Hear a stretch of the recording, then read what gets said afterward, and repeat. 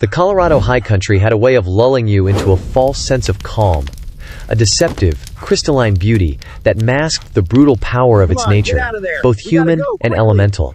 Its winter mornings were cold, crystalline, and deceptively serene, the silence only interrupted by the ominous, crackling presence of unseen forces gathering strength. Snow blanketed the rolling, treacherous hills like a heavy, suffocating quilt, dusting the edges of the winding asphalt highways and frosting the splintered roofs of centuries-old, forgotten barns, monuments to a harsher past. The landscape was silent, too silent, save for the faint, icy hiss of wind brushing against frosted pines and the deep, persistent hum of unresolved tension in Deputy Jake Miller's chest, a constant, low thrum of impending danger. The air bit at your cheeks and made each breath a small, visible puff that hung briefly before vanishing into the absolute, unforgiving cold, a cold that mirrored the fear Ethan Davis was now desperately trying to contain. In the small town tucked between these majestic hills, life moved slowly, yet the undercurrents of the widely publicized animal rescue spotlight were beginning to ripple outward into genuine malice and professional sabotage. The morning after the terrifying confrontation with the silent observer, a thick, smothering fog rolled in from the east, an unwelcome natural accomplice, muffling the sounds of the clinic and surrounding woods, turning the world into a canvas of uncertainty. Every shadow seemed to stretch impossibly farther than it should, reaching out like skeletal fingers toward the fragile sanctuary of the veterinary clinic where Max the golden retriever was recovering.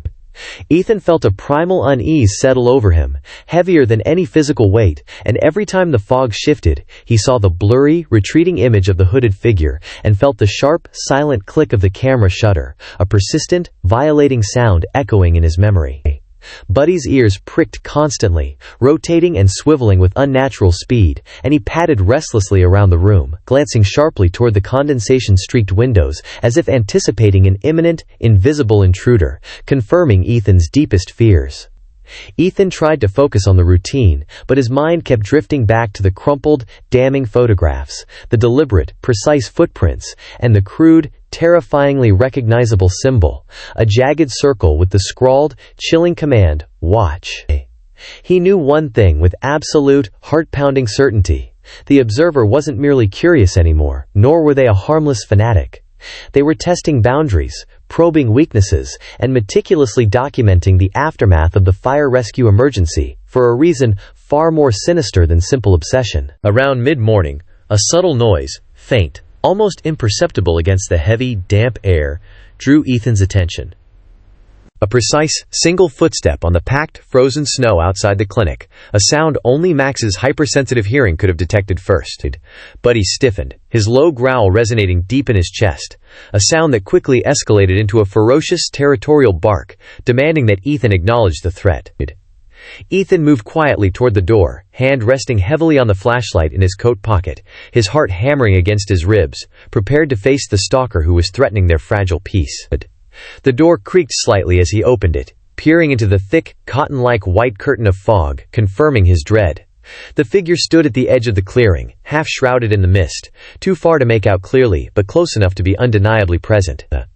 Buddy lunged forward, barking loudly, his sharp, protective growl slicing through the insulating fog like a physical knife, an undeniable animal warning to the trespasser.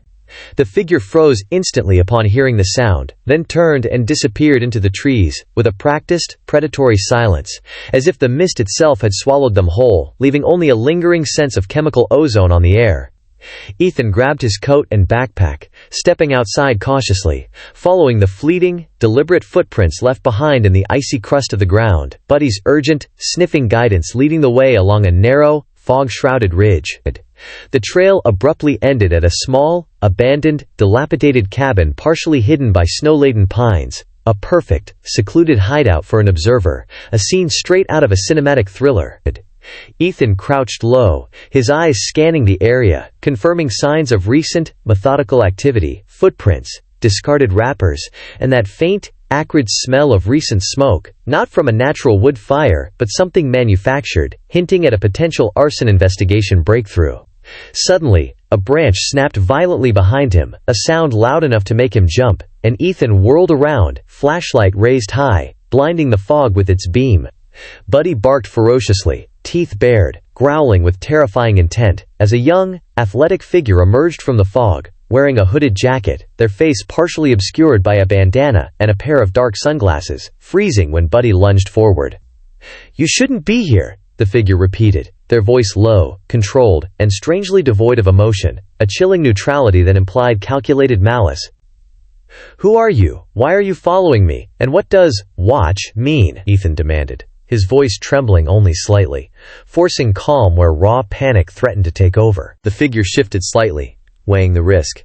And then, in a sudden, practiced motion, they darted toward the tree line, disappearing instantly into the dense fog like a ghost. Buddy's frantic pursuit halted only by Ethan's desperate, tight grip on the leash. Ethan, kneeling down to examine the ground, found the unmistakable mark etched into the dirt beneath the snow. A small, distinct mark, too precise to be random, a calling card, a symbol, the jagged circle matching the paper left behind previously, confirming the stalker's cryptic message. The internal battle, Jake's suspension, and Max's relapse. Meanwhile, back at the sheriff's department headquarters, Deputy Jake Miller was fighting a different, equally high-stakes battle against his past, staring directly across a cheap metal table at the smug, intense face of investigator Marcus Vance. Vance, the internal affairs officer, had finally presented his official findings, recommending Jake's immediate, indefinite suspension, claiming that the deputy's use of a standard-issue crowbar to illegally gain access to the Hayes vehicle was a gross violation of procedure and constituted excessive force on private property, turning a celebrated hero cop saves dog moment into a political liability. "You were not authorized to use that level of destructive force, Miller, especially without confirming a human victim," Vance stated coolly, tapping a manicured finger on the official suspension order, a document that could end Jake's hard-won peace. Jake forced himself to maintain eye contact, the old, familiar suffocating smoke of the Miami tenement fire flashing through his mind, the paralyzing memory of the teenage boy he failed to save, suddenly becoming real, sharp, and terrifyingly present. "A life was inside, investigator, a life I took an oath to protect," Jake stated, his voice low and steady, defending his viral police dog rescue with every ounce of his conviction. "And that life was a dog, Miller. You're trading a clear, protocol-violating felony for a golden retriever. You're sentimental, dangerous, and clearly traumatized," Vance countered, aiming directly for Jake's old, raw wound, the memory of failure. The door opened abruptly, and a fellow deputy, his face pale and strained, burst in, holding a police radio. "Miller, it's the Hayes kid he's calling from the clinic. Max had a serious relapse, smoke inhalation flare-up. He's going critical, and he's talking about someone watching them." Jake didn't wait for permission. The word relapse and the crushing image of Max struggling for air instantly severed the chains of procedure, unleashing the primal hero instincts he had fled to the mountains to harness. As Jake bolted from the room, leaving Vance sputtering about protocol and suspension, the memory of Max's wide, terrified amber eyes, so similar to the boy he lost in Miami, pushed aside all doubt, transforming Jake's self-doubt into pure, focused rage. This wasn't just about saving a life anymore. This was about protecting a fragile, second chance, both Max's and his own, and exposing the unseen dangers that were now actively hunting his small, mountain sanctuary. The final link, the mechanic's confession. Jake found Ethan back at the cabin clearing, not the clinic, huddled over Max, who was struggling violently against a sudden, traumatic seizure triggered by the stress of the confrontation, his paws flailing and his golden fur damp with sweat. Max's panic was escalating rapidly, his labored breathing echoing the desperation of the fire, the sight of his best friend in mortal danger reigniting Ethan's trauma, forcing him to witness the animal trauma PTSD firsthand. "We need to move him, Jake, he's crashing! The panic! It's bringing back the smoke!" Ethan screamed, his voice raw, his face wet with tears of terror and helplessness. Jake immediately deployed an emergency oxygen mask he'd grabbed from the Tahoe before leaving, stabilizing Max's breathing enough to think, while his eyes fell upon the crude, terrifying watch symbol etched into the snow. "That symbol? Where did you find this, Ethan?" Jake demanded, recognizing the jagged, chaotic lines from a different, older case file. A series of petty vandalism reports tied to a disgruntled former mechanic at the Old Mill Auto Shop. Ethan quickly explained the sequence, the photos, the footprints, the silent confrontation, and the escalating fear, connecting the stalker directly to the geography and the time frame of the suspicious vehicle fire. Jake grabbed the radio, ignoring the suspension, and rerouted fire marshal teams to the Old Mill Auto Shop, the mechanic who had serviced the Hayes SUV just days before the car fire emergency, a man named Silas Reed, notorious for his gambling debts and quick temper. Jake connected the terrifying dots. Silas, the mechanic, needed quick cash, likely rigging the haze car to ignite the suspicious odor Jake smelled, to cover up shoddy, potentially illegal repair work. A common insurance scam turned catastrophic by Max's presence and Jake's rescue. But Silas, the mechanic, wasn't just covering his tracks. He was documenting his crime, leaving the cryptic messages and symbol as a signature of his twisted, possessive pride in his own meticulous planning.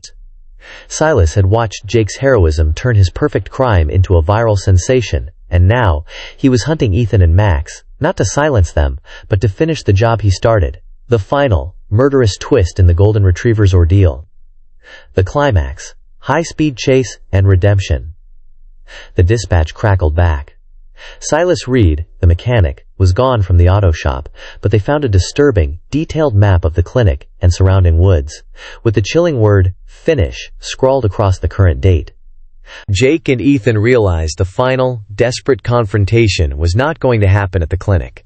Silas was already on the move, likely intending to lure them into the dense, fog-shrouded, treacherous mountain pass, where an accident could easily be arranged. With Max resting weakly but steadily in the back seat on emergency oxygen, Jake slammed the Tahoe into gear, pushing the heavy patrol cruiser to its absolute limit, Ethan guiding him along the dark, slick, winding mountain pass, the final showdown looming large. The chase was terrifyingly fast, a blur of snow, fog, and icy asphalt, Jake's deep Miami trauma fighting against his newfound mountain courage as he expertly navigated the sheer drops and blind curves, hunting the man who had turned a rescue into a hunt. They spotted Silas's old, beat-up pickup truck near the summit, the notorious Widowmaker's Peak overlook, the scene where the Hayes SUV had violently crashed and ignited, Silas waiting like a spider in its web, ready to finish the job and silence the key witnesses. Silas saw the lights of the patrol Tahoe approaching rapidly, the final remnants of his desperate plan crumbling around him, and in a final, insane act of self-destruction, he shifted the truck toward the edge, ready to end the chase, and himself, in one final, catastrophic plunge. Jake slammed on the brakes, the massive SUV skidding precariously on the icy black ice, stopping just feet from the lethal, snow-covered edge, the sound of grinding metal and shrieking tires echoing violently through the cold mountain air. Max, sensing the immense, immediate danger, let out a deep, powerful single bark that cut through the noise. Not a yelp of fear, but a full-throated, protective growl of pure, unadulterated loyalty, alerting Jake to Silas's movement towards the drop-off. Ethan lunged from the Tahoe, ignoring Jake's shouted warnings, Max's bark spurring him on, confronting Silas just as the desperate mechanic prepared to push the truck over the edge, creating a chaotic, terrifying distraction. Jake, using the raw, focused agility he thought he'd lost, sprinted past the confrontation, grabbed the back of Silas's shirt, pulling the struggling, insane mechanic away from the sheer drop, wrestling him violently onto the icy ground. The truck slid silently, tragically over the edge, crashing into the abyss below, Silas screaming obscenities and defeat as Jake subdued him, cuffing him securely, the sound of the final, distant impact signaling the end of the chase. The silence returned, cold and profound, broken only by Ethan's ragged breaths and Max's steady, deep inhalations on the oxygen mask in the Tahoe, the terrifying confrontation over, the mystery solved, the danger eliminated. Jake looked at the sheer drop, then at Ethan, then back at Max, who was calmly watching the scene, his tail giving a slow, steady, triumphant wag, the true dog rescue sensation and the heart of this entire brutal ordeal, the one who truly forced the hero's hand. Jake had saved Max from the fire, but Max, through his unwavering loyalty and ability to force Jake into action, had finally saved Jake from his past, redeeming the pain of the Miami fire with this ultimate, selfless act of courage and justice. Redemption and loyalty. The epilogue. Months passed, marked by the gradual, steady fading of Jake's scars and the full, joyous, complete recovery of Max, his golden fur shining brilliantly and fully restored, his powerful tail wagging with its old, characteristic vigor and enthusiasm, the perfect example of golden retriever resilience. Vance's internal investigation was immediately dropped after Silas's confession about the arson and the subsequent plot to murder, and Jake was reinstated, not merely as deputy, but as the town's highest decorated, real-life hero cop, a symbol of true integrity. Leo and Max eventually returned to their comforting, established routines. Long, therapeutic walks through the crisp Appalachian foothills, playful, exhausting games of fetch down by the river, and quiet, content evenings curled up together on the sofa, a portrait of peaceful domesticity earned through fire and courage. The entire Asheville community watched in quiet awe, proud witnesses, as the bond between the boy and his dog grew exponentially stronger, a vibrant, living monument to loyalty, survival, and overwhelming courage that no fire, political scheme, or ghost from the past could ever diminish. As the sun gently set over Redwood Valley, painting the dramatic western sky in vivid, unforgettable shades of amber, gold, and smoky rose, Jake reflected on the profound, powerful story of selfless bravery and enduring love he had been privileged to witness and participate in. And somewhere, in the quiet, absolute warmth of a safe, recovering home, Max, the hero dog, gently rested his massive, recovered head beside Leo, both of them forever fundamentally changed, and forever inextricably linked by one single, defining act of extraordinary courage and loyalty that finally brought peace to Jake Miller. If this viral dog rescue story touched your heart and left you needing to know the truth behind the suspicious fire, just imagine how many more unforgettable tales of pet heroism and justice we still have to share and document here on the channel. Subscribe to Whisker Tales, hit the bell icon, and join us for every new episode of courage, loyalty, and second chances, a journey dedicated to the incredible animals who save us every single day and the humans who fight for them. Because every life deserves to be remembered, celebrated, and fought for against all odds, whether they wear a uniform or a collar.